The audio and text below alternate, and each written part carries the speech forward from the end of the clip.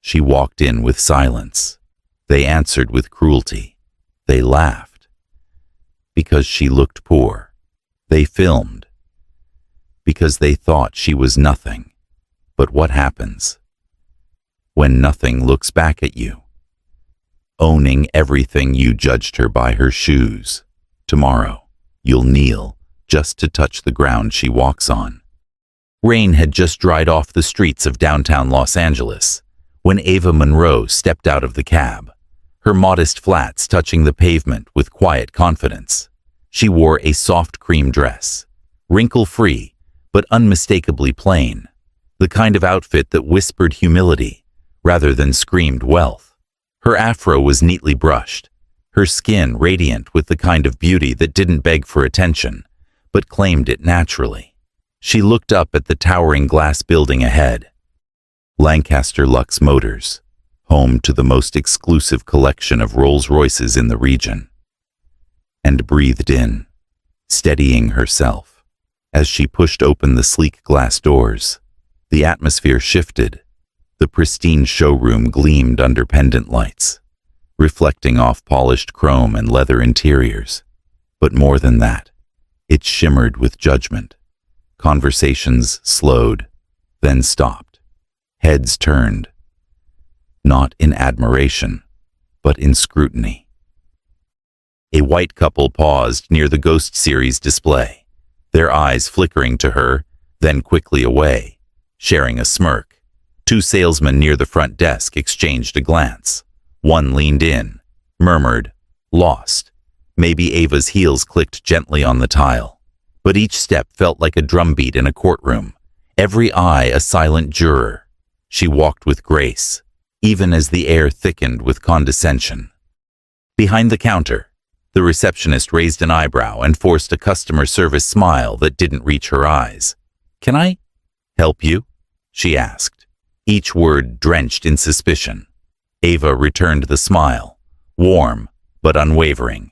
"Yes, I'm interested in the Phantom Extended." A silence fell like a dropped glass. The salesmen laughed under their breath. The receptionist blinked, visibly trying not to laugh. "That model starts at over $600,000, she said slowly, as if speaking to a child. Ava nodded. "I know." Another silence, this time colder. The receptionist looked over Ava's shoulder, as if expecting someone else to walk in. "Do you have an appointment?" Ava shook her head gently. "No, I was hoping someone could assist me." From the corner, a junior associate, young, Latino, nervous, started to step forward, but a sharply dressed manager in his 40s cut him off, striding over with the confidence of a man used to dismissing people without apology. "Ma'am," he began, tone clipped, smile tight.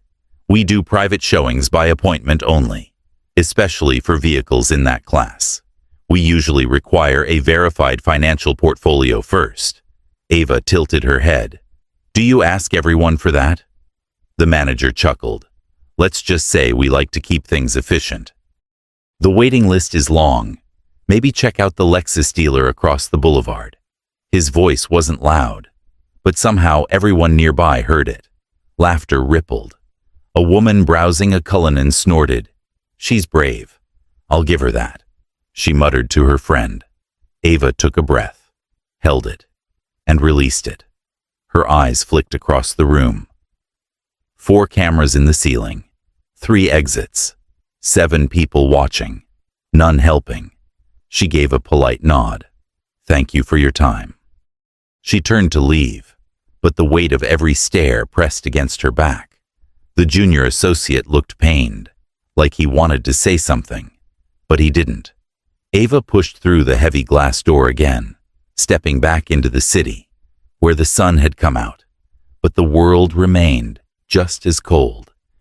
Ava had barely reached the curb when the whispering turned into chuckles behind the glass, and somewhere near the reception desk, a phone was already raised, camera lens aimed squarely at her retreating back.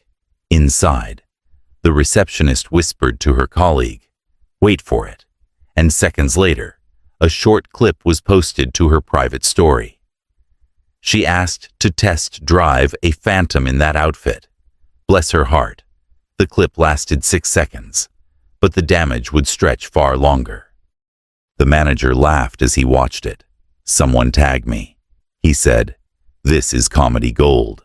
Meanwhile, Ava stood by the curb, unsure whether to call another ride or just walk, her hands folded calmly in front of her, trying not to feel the sting creeping into her chest. From the corner of the dealership, a young couple exited with keys in hand, pausing just long enough to glance at her. Did she really think they'd let her buy one? The man whispered to the woman. She shrugged. These people always think confidence is enough. Ava heard it, every word. Her jaw tightened, but her face remained serene. Dignity wrapped her like armor. She turned and walked a few steps down the sidewalk, not looking back. But the internet already had her in its grip.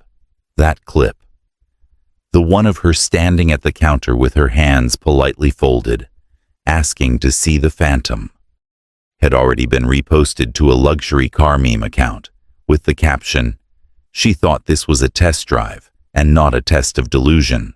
Comments flooded in. She probably Ubered there. That dress screams church picnic, not luxury buyer. This gotta be a prank. But Ava knew none of this as she entered a small cafe 2 blocks down, sat at the far end, and ordered tea. Her phone remained untouched. She stared out the window. A server approached hesitantly, smiling. "You okay?" Miss Ava smiled back. "I'm fine, thank you." But she wasn't fine. Her heart ached. Not for herself, but for the sickness in the air. The automatic cruelty of people who mistake money for worth and image for truth. Back at the dealership, the assistant who had tried to help her, Elijah, sat in the break room, phone in hand, watching the video for the 4th time, his stomach turning. The others laughed and showed each other the comments. One of them joked, "Bet she asked if it comes in layaway." Elijah stood up. "That's enough." But no one listened. They were too busy watching their own arrogance go viral. Ava, across town now, sat in silence, her tea untouched. In that moment, she wasn't angry. She was simply remembering her husband's words. Don't ever let people make you feel small, because one day, they'll have to look up just to see your shoes. And she smiled. Not out of revenge, but out of the quiet certainty that tomorrow always comes. The next morning, Ava returned. Not to confront, not to explain, but because something deep inside her refused to let the story end with silence. She walked through the same glass doors of Lancaster Lux Motors, same modest dress, same soft steps, but this time, every pair of eyes lifted before she even reached the center floor. The receptionist's expression soured instantly, her voice slicing the air. "She's back," she hissed to the manager over her shoulder. The man emerged from his office, lips tight, eyes sharp. "Ma'am," he called across the floor, loud enough to gather attention. "We've already explained we can't entertain casual inquiries." Ava met his gaze calmly. "I'd still like to view the Phantom extended." Snickers bubbled from a few salespeople across the room. A client looked up from a leather-bound brochure and smirked. "This is awkward," someone muttered. A camera phone rose again. This time, without any pretense. The manager strode toward Ava, voice cold with rehearsed patience. "You were asked to leave yesterday. This is a professional environment. You are distracting customers and wasting time. We cannot help you. Please exit now before I'm forced to call security." "But I didn't break any rules," Ava said, her voice even, controlled. "I walked in peacefully, asked for a product, and got laughed at. Now I'm being threatened with force." "It's for everyone's comfort," the manager sneered. "We maintain standards here, not charity." The receptionist laughed openly, holding up her phone to capture Ava's expression. "Smile for the sequel," she taunted. More laughter. A man in a suit said loud enough for others to hear. You'd think with that confidence, she'd at least wear designer flats. A few people chuckled. Then the security guard appeared. Big. Stoic. "Is there a problem here?" he asked the manager. "Escort her out," the manager ordered, pointing at Ava like she was a stain on the marble. Ava didn't flinch. She looked up at the guard, met his eyes without fear. He hesitated, just a second too long. The manager barked. "Now." With visible discomfort, the guard gestured. "Miss..." "Please." Ava turned, walking past the same rows of gleaming cars, the same indifferent faces. But now every step burned deeper than the last. Phones were out, videos rolling. One caught her reflection in the hood of a Rolls-Royce. Her dignity mirrored in chrome. The receptionist's voice followed her like a dagger. "Next time, try a Honda dealership." Ava didn't respond. Outside, the sun was brighter, the air heavier. A homeless man sitting on the curb nearby looked up and said, "You all right, ma'am?" Ava nodded, eyes forward, but inside, her soul screamed. Not from shame, but from the staggering ugliness of a world that worships surface and mocks quiet strength. Behind her, inside the glass fortress of ego, laughter echoed, and videos were uploaded. But tomorrow, they would all remember this day for a different reason. Because tomorrow, the ground would shake. The next morning, before the dealership had even unlocked its doors, something extraordinary happened. A sleek black Rolls-Royce Phantom. Matte finish, custom gold trim, and a personalized Monroe 1 license plate. Pulled up to the front lot, like a silent judgment from the heavens. The car alone was a statement, but what followed silenced even the birds. The back door opened slowly, and out stepped Ava. Same grace, same poise. But this time, the simplicity of her outfit wasn't what people saw. It was the aura around her, the stillness in her face, the kind of power that couldn't be bought, but was born from knowing exactly who you are. The dealership staff stood frozen just inside the lobby as she walked toward the glass, and when the passenger side door opened again, the entire atmosphere shifted. Out stepped Julian Monroe. A man whose name echoed through Forbes lists and Wall Street whispers, impeccably dressed in a charcoal three-piece suit, eyes cold, jaw set. He exuded the kind of authority that didn't require introduction. He was the CEO of Monroe Holdings, the conglomerate that owned multiple automotive groups across the country, including Lancaster Lux Motors. For a moment, no one breathed. The receptionist's phone slipped from her hand and clattered to the floor. The manager, standing dead center, lost all color in his face. Julian didn't say a word. He simply placed a hand on Ava's back and guided her inside like royalty entering their estate. As the doors opened, the silence became unbearable. One salesman stepped backward. The manager stammered, "Mr. Monroe, sir. We had no idea." "You did," Julian cut in, his voice low and lethal. "You knew exactly what you saw. You just didn't care." He took out his phone, tapped once, and behind him, two of his assistants wheeled in a large display screen. With one click, the viral video began to play. The clip was of Ava being laughed at, the receptionist mocking her, and the manager calling security. Gasps echoed as the full scope of their cruelty played out on loop, each frame a nail in the coffin. "This is how you represent my brand?" Julian asked, eyes sweeping across the staff. "This is how you treat someone who walks in with dignity?" He paused, then turned to his wife.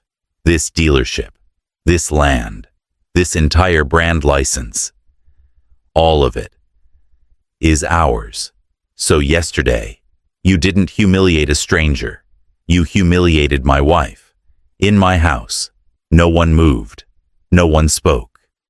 It was as if time had frozen, the weight of their mistake suffocating the room.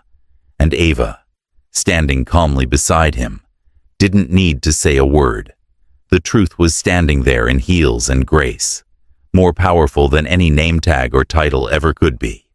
Julian stepped forward, eyes fixed on the manager who had humiliated his wife, without a flicker of regret the day before. You looked her in the face and decided she wasn't worth your time, he said, each word deliberate, sharp as glass. You didn't ask for her name. You didn't ask what she needed. You asked her to leave, and then you mocked her. For sport. The manager opened his mouth, but Julian raised a finger. No excuses, just silence. He turned to the receptionist. You filmed her. You laughed. You shared that video with the intent to ridicule. Not knowing the woman you were laughing at had more class in one sentence than this entire showroom holds in steel and leather. A screen behind him lit up again. Not with the video this time, but with a corporate ownership diagram. At the top, in bold letters, Monroe Holdings Group. Beneath it, Lancaster Lux Motors. Let me make something clear, Julian said, his voice a low, commanding thunder. This isn't just my company. I built it, from scratch.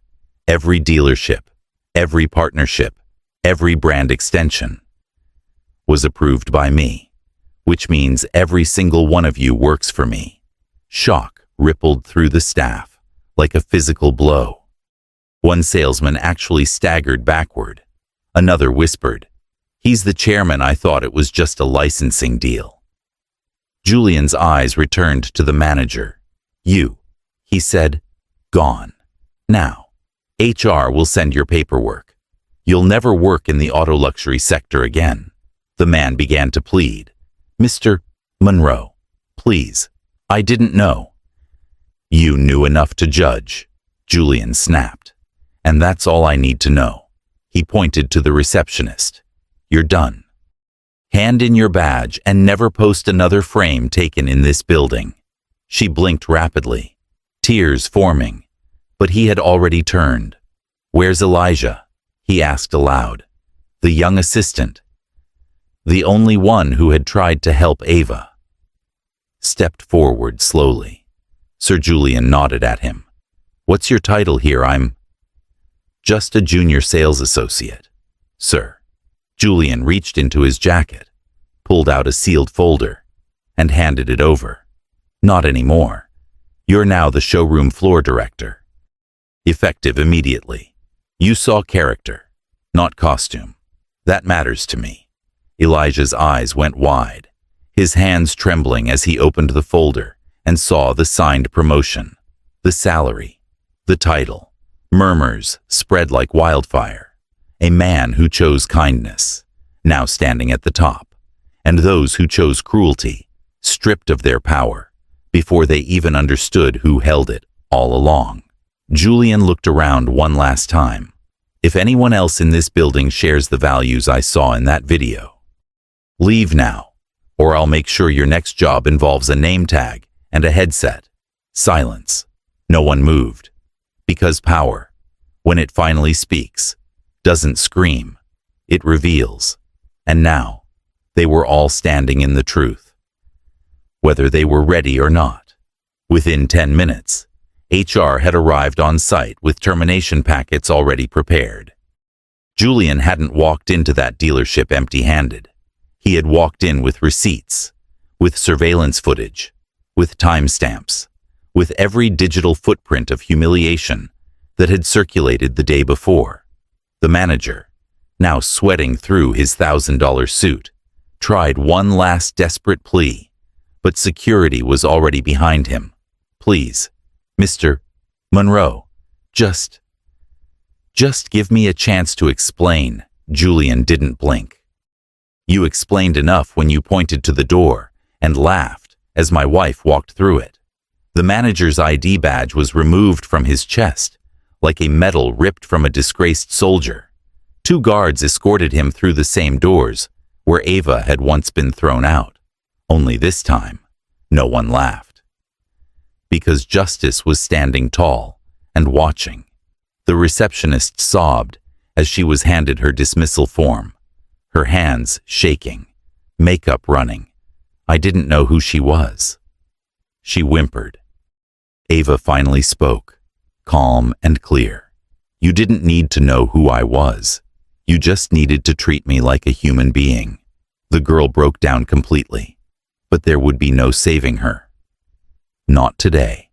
Not with a digital footprint that had already gone viral for the wrong reasons. Online, Monroe Justice was trending. The video Julian played in the showroom having been streamed live to Monroe Group's corporate accounts. Millions were watching, and they weren't forgiving. The dealership's reviews plummeted in hours. Sponsors pulled partnerships.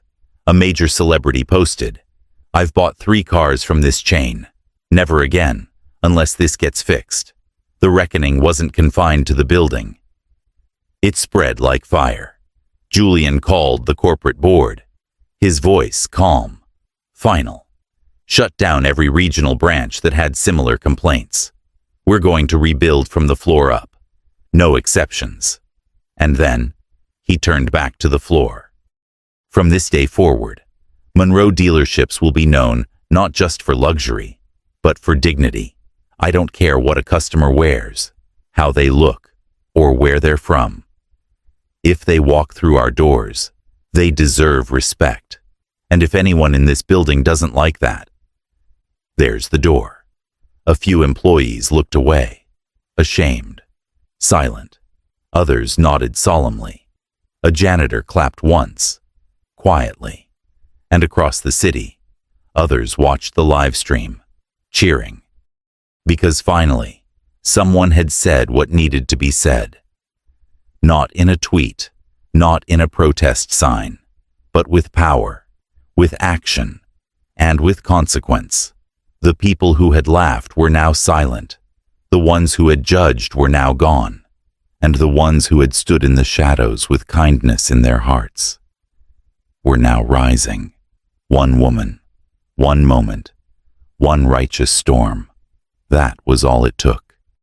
As the chaos settled and the ashes of arrogance began to cool, Julian turned toward the one face in the room that had never turned away from Ava. Not once. Not when the others whispered. Not when they laughed. Not even when she was pushed out. Elijah, he said again, voice gentler now, firm, but filled with something deeper. Respect.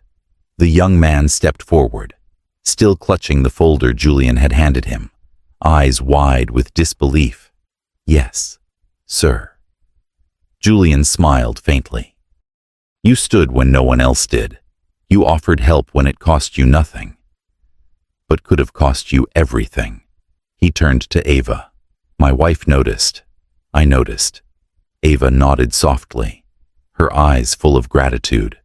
You saw a person, not a label. That matters more than you'll ever know. Elijah's voice cracked. I couldn't watch them treat her like that. Julian handed him a second envelope. This one thicker, weightier, a full-ride business scholarship. Any school you choose. We'll pay for everything. Tuition, housing, mentorship. And when you graduate, there's a seat waiting for you at Monroe Holdings Corporate. You've earned it. Elijah's breath caught in his throat. His mother's face flashed in his mind. Working double shifts, dreaming bigger dreams for him than he dared to hold for himself. His hands trembled as he whispered, "Thank you." Ava stepped forward and hugged him, the warmth of that embrace wrapping not just around Elijah, but around everyone watching. A moment later, a voice spoke up from the crowd. A woman, maybe in her 40s, tall, well-dressed, eyes red from crying. I shared that video yesterday, she said, guilt heavy in her voice. I thought it was funny. I didn't know who you were. Ava turned, met her eyes. That's the thing, she said softly. You shouldn't have needed to. The woman nodded, tears falling freely now. She didn't speak again, but someone else did. A young woman at the edge of the crowd, maybe 20, clutching a bus pass and a sketchbook, looked at Ava and stepped forward. I defended you in the comments, she said. My page only has like 80 followers, but I couldn't stay quiet. Ava smiled. That's more than enough. Julian chuckled, pulling out a sleek card from his wallet and handing it to the girl. Come visit us. We're hiring for creative interns, she gasped, hand over her mouth. Are you serious always? Ava replied. And in that moment, something shifted. Not just in the dealership, not just among the staff, but in the very air. A new standard had been set. A new code had been written. Not in ink or policy, but in action, in example. Kindness wasn't just rewarded, it was recognized as power. And those who had wielded cruelty as a weapon found themselves powerless in its wake. From the corner of the room, an elderly man who had said nothing all morning, a former client of the dealership, slowly walked up to Ava. You gave me my faith back, he said simply. My granddaughter will hear this story every time she doubts herself. Ava took his hand. Then something good already came of it. The press conference came 3 days later, but the world had already been watching. It wasn't about cars anymore. It was about what they represented. Cameras clicked and rolled as Ava stood on a small podium in front of Lancaster Lux Motors, now bearing a new banner, Respect Over Riches, dressed once again in simplicity. White blouse, navy slacks, no designer logos, no jewelry, but her wedding ring. She stood taller than any building behind her. Her voice, when it came, was calm, steady, every word cutting deeper than outrage ever could. 3 days ago, she began. I walked into this dealership not for a car, but for a reminder. To myself, to others, that where you stand should never depend on what you wear. A hush fell. I was judged, not because I was rude, not because I was unreasonable, but because I was quiet, because I didn't perform wealth the way some expected. She paused, her eyes sweeping the crowd. But I'm not here today to shame those who judged me. I'm here to remind us all what dignity looks like. It's not always loud. It's not always dressed in gold. Sometimes, dignity walks softly, asks gently, and gets mocked anyway. Murmurs of agreement rose like a tide. Ava continued. I've heard people say, if we had known who you were. But that's the whole point. We shouldn't need to know someone's net worth to offer them basic respect. We shouldn't have to be watched or recorded to deserve kindness. She looked to her left, where Elijah stood among new employees being trained under a revised company values program. The way we treat the people we think can do nothing for us. That is the true measure of who we are. Applause began. Slow, then rising like a wave crashing through a room that had once been full of silence and smugness. Ava raised a hand gently, calming it. We all have a choice, she said, every single day, to see people through the lens of fear, judgment, and assumption, or to see them through grace, possibility, and shared humanity. Her voice didn't waver. Don't let the world teach you to look down. Look up, look around, look within. That's where real value lives. The applause returned, louder now, not just for what she said, but for the grace in how she said it. Behind her, Julian watched quietly, his eyes shining, not because his wife had proven her worth, but because she had never needed to. She had simply reminded the world of its own. Ava stepped back from the mic, her chin lifted, her message rippling far beyond the cameras, the showroom, the city, across the country, people watched from their homes, offices, buses, schools. And something shifted in them, too. A mother sent the video to her daughter. A college student printed her quote and taped it to their dorm wall. A boy in a hoodie, long ignored by his classmates, shared it on his page and wrote, "I matter. So do you." And Ava. She returned home that evening not triumphant, not proud, but whole. Not because she'd won, but because she'd refused to let anyone else define what winning looked like. A week later, the morning sun bathed the dealership in gold, its glass facade now sparkling without the chill of arrogance behind it. Inside, the energy had changed. New staff training with new values, posters of Ava's speech framed beside each entryway, a permanent reminder of what truly drives a legacy. But today's story didn't belong to Ava. It belonged to someone else. Her name was Maya Bell, and she stood nervously at the front steps of Lancaster Lux Motors, her shoulders slightly hunched, her shoes worn but clean, her heart pounding like a drum inside her chest. She had saved for years. Not for a luxury car, but for a reliable vehicle that could get her to her second job and back, without fear of breaking down on the freeway. She had no appointment, no status, just hope. A month ago, Maya never would have dared step into a place like this. She'd heard the stories, seen the way people like her were turned away with silent eyes and fake smiles. But then she saw Ava's speech. She watched it twice, then again, and something shifted inside her. Today, she was here. Not because she expected red carpets, but because she no longer feared being seen. She pushed open the doors. A young woman behind the counter looked up, smiled widely, and said, "Welcome to Lancaster. How can I help you today?" Maya blinked. There was no mockery in her voice, just genuine warmth. I was wondering if someone could talk to me about a used car I saw online, that you have some models in the back." "Of course," the woman beamed. "We'd be happy to help. And don't worry. Every car on this lot comes with the same respect." Maya exhaled, her shoulders loosening. A salesman stepped forward. It was Elijah, now confident in his new role, dressed sharply. He offered his hand. "I'm Elijah. You're in good hands today." Maya shook it, surprised by the firmness of her own grip. She glanced at the framed speech on the wall. Ava's words stared back at her.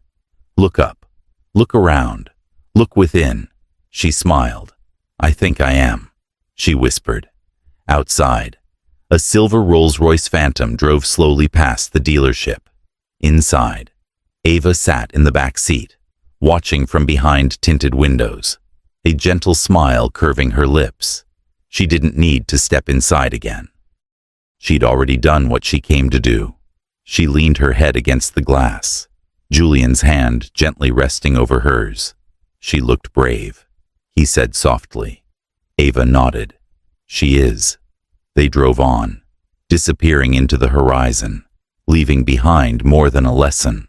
They left a seed, planted in truth, watered by dignity, and now growing in places where judgment once reigned. And Maya. She drove away 3 hours later, not in a luxury car, but in a safe, dependable one, with pride in her posture and peace in her chest. Because in a world that once shut its doors to people like her, someone had kicked them wide open and left them that way. They said I didn't belong, that I was in the wrong place, dressed the wrong way, walking with the wrong kind of confidence. But I know now. I never needed their approval. I never needed their eyes to light up or their mouths to soften. I needed only one thing, the unshakable truth of who I am. You don't have to wear wealth to carry worth. You don't have to shout to be heard.